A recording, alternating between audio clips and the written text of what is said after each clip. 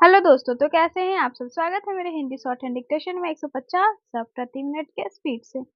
Start. उपाध्यक्ष महोदय, वर्तमान वित्त अधिनियम सदन के सामने प्रस्तुत है। इस बिल पर मुझे बोलने के लिए आपने समय दिया, इसके लिए मैं आपका आभारी हूँ। इस बिल का एक विशेष महत्व इसलिए भी है कि यह संकट काल में पेश हुआ है। चीन ने हमारे देश पर हमला किया, देश पर संकट आया, राष्ट्र को चुनौती मिली और इस चुनौती को हम सब ने स्वीकार किया, जिसके लिए पैसे की आवश्यकता हुई। इसको वित्त मंत्री ने बहुत कुशलता से देश के अंदर और देश के बाहर से जुटाया। इस बिल का महत्व इसीलिए भी है कि हमारी पंचवर्षीय योजना के मध्य में ही यह बिल आया है। देश में बड़ी बड़ी योजनाएं अभी अधूरी है, जिनका पूरा होना देश के लिए बड़ा आवश्यक है। इसके लिए भी बहुत बड़ी धनराशि चाहिए। देश पर संकट आया और देश जागा। कोने कोने से लोगों ने पैसा और सोना दिया और अपने लड़के तक फौज में दिए। इस देश में किसानों और गरीबों का जो वर्ग है, उसने भी दिल खोलकर इसमें सहयोग दिया। उसके बाद जो उन पर अधिक बोझ कर के रूप में पड़ रहा है या अनिवार्य बजट योजना के रूप में पड़ रहा है, उसको भी वे खुशी खुशी सहन करने को तैयार है। परंतु वे सरकार से भी कुछ चाहते हैं। वे चाहते हैं कि उनकी जो गाढ़ी कमाई का पैसा है, खून पसीने का जो पैसा है, वह व्यर्थ के कार्यों में न जाए और उसका सदुपयोग हो। इसके अतिरिक्त उनकी कुछ अपनी दिक्कतें और परेशानियां हैं, जिनकी ओर सरकार का ध्यान चाहिए। इस आपातकाल के समय में तो उनको इन आए दिन की कठिनाइयों से राहत मिलनी चाहिए। ऋण लेने में और अन्य कार्यों में जो अड़चनें पड़ती है, वे दूर हो जाएं। किसान भारत की रीढ़ है और इनको सुविधाएं दी जाएगी तो देश आगे बढ़ेगा।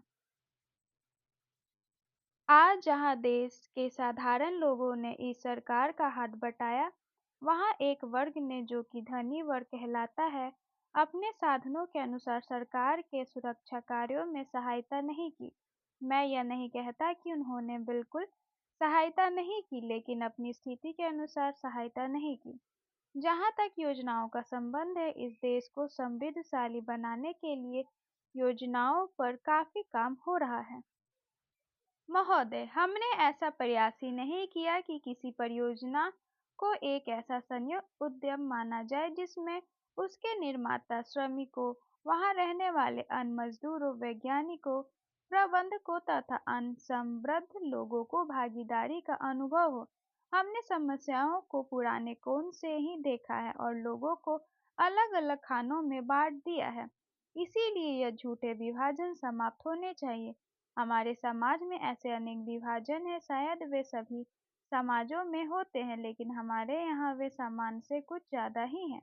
ये धर्म के आधार पर, जाति के आधार पर, भाषा के और क्षेत्र के आधार पर पाए जाते हैं। एक व्यक्ति और एक वर्ग को दूसरों से अलग करने वाली अनेक तरह की दीवारें हैं और इन सब विभाजनों से हमारा राष्ट्र कमजोर हुआ है।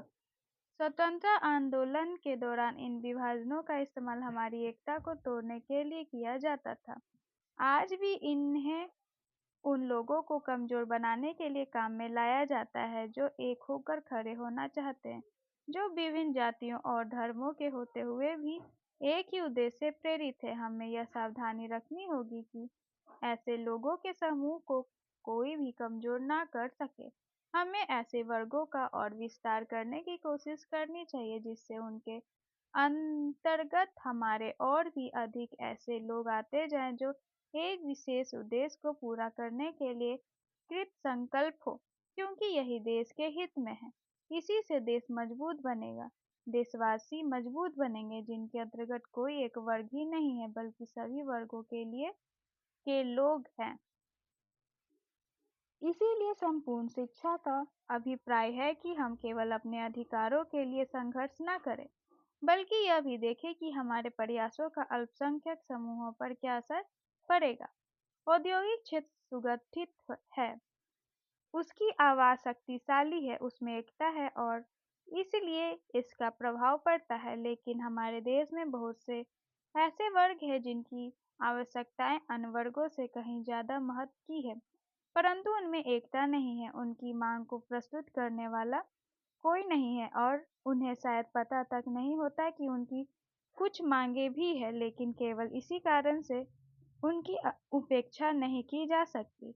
हम यह नहीं कह सकते कि उनकी कोई मांगें नहीं हैं। स्टॉप। ये डिक्टेशन आप सबको कैसी लगी मुझे कमेंट में ज़रूर बताएं और लाइक सब्सक्राइब करना बिल्कुल भी ना भूलें। धन्यवाद।